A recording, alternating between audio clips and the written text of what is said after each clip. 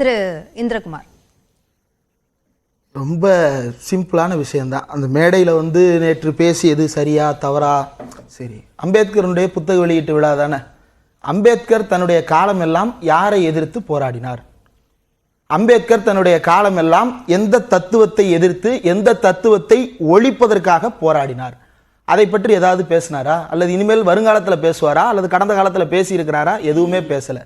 அம்பேத்கர் ஒரு விஷயத்தை ரொம்ப தெளிவாக குறிப்பிடுகிறார்.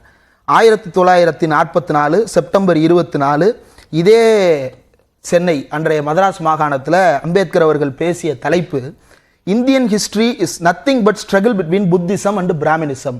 இந்தியாவினுடைய வரலாறு என்பது காலம் காலமாக பிராமண ஆதிக்கத்தின் மூலமாக, அதாவது பார்ப்பனியத்தின் மூலமாகவே நிறுவப்பட்டதாக இருக்கிறது அப்படின்றது அம்பேத்கருடைய கருத்து. இந்த கருத்திலிருந்து அவர் சாகும் வரை எந்த இடத்திலும் பின்வாங்கியது இல்லை. அந்த பார்ப்பனியம் என்கின்ற தத்துவத்திற்கு எதிராக விஜய் அவர்கள் தன்னுடைய மேடையில் ஏதாவது ஒரு வார்த்தை பேசியிருக்கிறாரா? அல்லது இதற்கு பிறகாவது பேசுவாரா அப்படின்றத நான் அவர்கிட்ட கேள்வியா முன்வைக்கிறேன். ரெண்டாவது, அந்த மேடையில் கலந்து கொண்ட திரு ஆதவர்ஜுனா அவர்கள் பேசியது, இவர் கொடுக்க அவர் வாங்க அப்படின்னு சொல்லிட்டு ஆதவர்ஜுனா அவர்கள் பேசியதுக்கெல்லாம் ரொம்ப பேசிக்காக ஒன்றை புரிஞ்சுக்கலாம். அவர் வந்து ஒரு பெயிண்டிங் கான்ட்ராக்டர் மாதிரி, ஒரு பிஆர் ஏஜென்சி. நேசமணியினுடைய வேலை அந்த பங்களாவுக்கு வெள்ளையடிப்பது. வெள்ளையடிக்க வந்தார், அவருடைய வேலை சிறப்பாக இருக்கிறது என்று உள்ளுக்குள் ஏற்றுக்கொள்ளப்படுகிறார். வேலை முடிஞ்ச உடனே அவர் வேற இடத்துக்கு போய் வெள்ளையடிக்கிற கான்ட்ராக்ட் இன்னைக்கு எடுக்கிறாரா அப்படின்றதான் அவர் முன்னாடி வைக்க வேண்டிய ஒரே கேள்வி. அந்த வெள்ளையடிக்கிற கான்ட்ராக்டுக்காக தான் விஜய் வந்து அந்த மேடைக்கு வந்து உட்கார்றாரு, அதையெல்லாம் பேசுறாரு. அல்லது அந்த புத்தகத்தை பற்றி ஒரு வார்த்தை பேசினாரா அந்த மேடையில்? புத்தகத்தில் பல பேரும் கருத்துக்கள் எழுதியிருக்கிறாங்க. யாராவது ஒருத்தர் சொன்ன கருத்தை அவர் மேற்கோள் காட்டுறாரா? எங்க போயிட்டாரு? விசாவுக்காக காத்திருக்கிறேனுக்கு போயிட்டாரு. விசாவுக்காக காத்திருக்கிறேன் குறிப்பிடுறாரு. அம்பேத்கர் வந்து படிக்க வேண்டும் என்று வைராக்கியத்தோடு இருந்தார். எதனால் அவர் படிக்க வேண்டும் என்கின்ற வைராக்கியத்தோடு இருந்தார்? அமெரிக்காவின் நியூயார்க் நகரத்திற்கு போனார். யாருடைய உதவியால் நியூயார்க்கு போனார்? யாரை எதிர்ப்பதற்காக நியூயார்க் வரைக்கும் போக வேண்டியிருந்தது? நீங்க இதே விஷயத்தை நீங்க முதல் சுற்றுல குறிப்பிட்டுட்டீங்க. ரைட். இன்னொன்னு, இப்ப ஆதவர்ஜுனா வந்து வாய்ஸ் ஆஃப் காமன்ஸினுடைய நிறுவனத்தின் சார்பாகத்தான் அதில் கலந்து கொள்கிறார். அந்த மேடையில் அவர் வந்து விழாவுக்கு போறதுக்கு முன்னாடி வரைக்கும் அந்த பேர்ல வந்து விசிகா துணை பொதுச் செயலாளர்லாம் அவர் போட்டுக் கொள்ளவில்லை. அவர் வாய்ஸ் ஆஃப் காமன்ஸ் நிறுவனர் அப்படின்னு மட்டும்தான் அவர் டெசிக்னேஷனாவே அதான் போட்டுக்கிறார். அவர் என்ன பேசுறாரு? இல்ல பேசி இருக்கிறார். யார் வேண்டுமானாலும் திருமாவளவன் அவர்களை மேற்கோள் காட்டி பேசலாம். ஆனா என்ன பேசுறோம் அப்படின்றதான் கான்டெக்ட். அவர் சொல்றாரு, ஒரு ஃபார்முலா ஒன்னு சொல்றாரு. யார் சொன்னாங்களா? பிரசாந்த் கிஷோர் வந்து சொல்லி கொடுத்துட்டு போனாரா? என்னன்னு? குடும்ப அரசியல், ஊழல், இந்த இரண்டு ஹெமிஸ்பியர்ஸையும் ஒன்றாக சேர்த்து ஒரு வட்டத்தை உருவாக்கி விட்டால் நாம் ஜெயித்து விடலாம் அப்படின்றத ஒரு ஃபார்முலாவா அவர் நம்பிட்டு இருக்கிறாரு. அப்படி ஊழலை ஒழிக்க போகிறேன் அப்படின்னு சொல்றவங்கள்ட்ட ஒரே ஒரு கேள்வி மட்டும் நான் வைக்க விரும்புறேன். அம்பேத்கருடைய பேரன்னு தான் அவர் அறிமுகப்படுத்தினாங்க, ஆனந்த் டெல்டும்டே அவர்களை. ஆனந்த் டெல்டும்டே வந்து அம்பேத்கருடைய பேத்தியை கல்யாணம் பண்ணவர். அம்பேத்கருடைய வாரிசு அப்படின்னு கணக்கிட்டோம் அப்படின்னா அம்பேத்கருடைய பேத்தியை கல்யாணம் பண்ணவர் தான் ஆனந்த் டெல்டும்டே. அவர் அம்பேத்கரின் பேரன் என்றால், லாட்ரி மார்ட்டினுடைய மகளை திருமணம் செய்த நீங்கள் லாட்ரி மார்ட்டினுடைய மகன் என்றும் நீங்கள் உங்களை கருதலாம்ல. நீங்களும் லாட்ரி மார்ட்டினுடைய வாரிசு தானே. இந்தியா முழுக்க லாட்ரி என்பது தடை செய்யப்பட வேண்டியது அப்படின்றது தானே தமிழ்நாட்டினுடைய பார்வை, தலைவர் திருமாவுடைய பார்வை. சூதாட்டம் என்பது இருக்கவே கூடாது என்பது தானே அண்ணல் அம்பேத்கருடைய பார்வை. சூதாட்டத்தை ஒழிப்பதற்காக என்ன நடத்தியிருக்கீங்க? போதை ஒழிப்புக்காக பிரச்சாரம் செய்யறேன்னு சொல்றீங்களே. தமிழ்நாடு முழுக்க வாய்ஸ் ஆஃப் காமன்ஸ் எத்தனை இடங்கள்ல போதை ஒழிப்புக்காக மாநாடு நடத்தியது?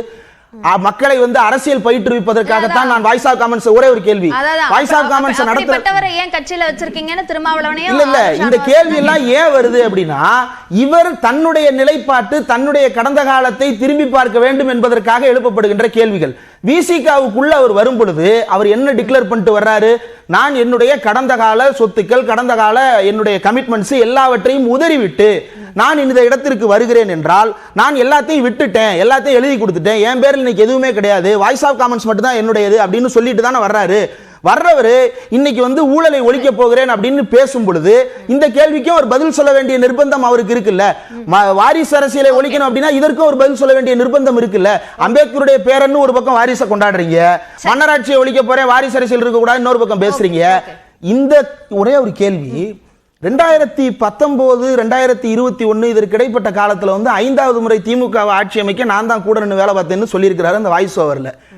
அப்போ உங்களுக்கு தெரியாதா இந்த கட்சியில யார் யாரெல்லாம் போட்டிடுறாங்க, யார் முதலமைச்சராக போறா, யாரெல்லாம் அமைச்சராக போறாங்கன்னு தெரியாமல அந்த கட்சிக்கு வேலை பார்த்தீங்க. சரி. அப்ப உங்களுடைய பர்சனல் கெயின்ஸ் வந்து சாட்டிஸ்ஃபை ஆகல, அதற்காக இன்னைக்கு நீங்க முகாம் மாற போறீங்க. அதற்கு இப்படி அருவருப்பான ஸ்டண்ட் காட்சிகளை அரங்கேற்றி கொண்டிருக்கிறார். இது தேவையற்ற வேலை.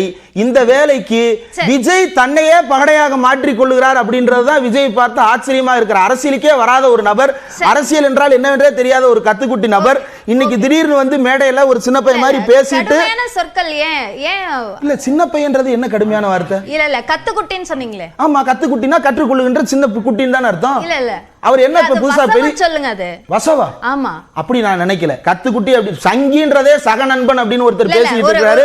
கத்துக்குட்டி அப்படி கத்துக்குட்டி வாங்க அப்படின்னு இல்ல கத்துக்குட்டி அப்படின்றது வசை சொல்லலாம் இல்ல, நீங்க அப்படிலாம் சொல்லாதீங்க. யார்கிட்ட வேணாலும் கேளுங்க, அது வசை அல்ல, ஒருத்தருடைய தன்மையை குறிப்பிடுவது.